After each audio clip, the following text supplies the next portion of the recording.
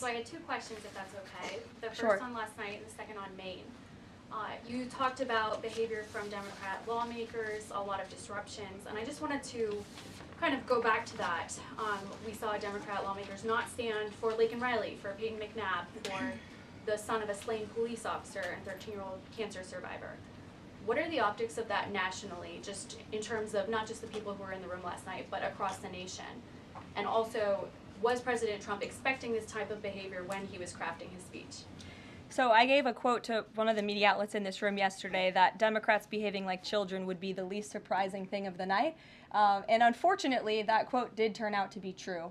I think the president and everyone, frankly, was surprised by the Democrats refusing to stand for not the president's policies, because frankly we expected that, but for the everyday Americans who President Trump was shining a light on their stories.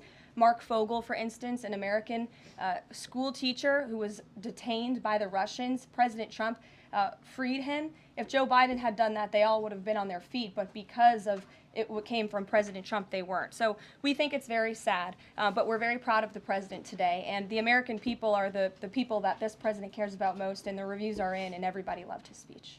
Thank you. And then on Maine, we know that the governor of Maine has really pushed back against the president's executive order saying that boys should not be in girls' sports. I spoke with a lawmaker from Maine this morning who told me she'd been censured by state lawmakers for calling a man and speaking up on this. What is the next move for the White House in this battle to protect the integrity of women's sports? Yeah, well, the Department of Education has sued the state of Maine. As you know, there's ongoing litigation. The president has made a commitment to ensure that states are being held accountable if they continue to allow men in women's sports, which he believes is an egregious violation of taxpayer dollars. And so that fight continues, and the president won't back down. Again, this is a common sense policy.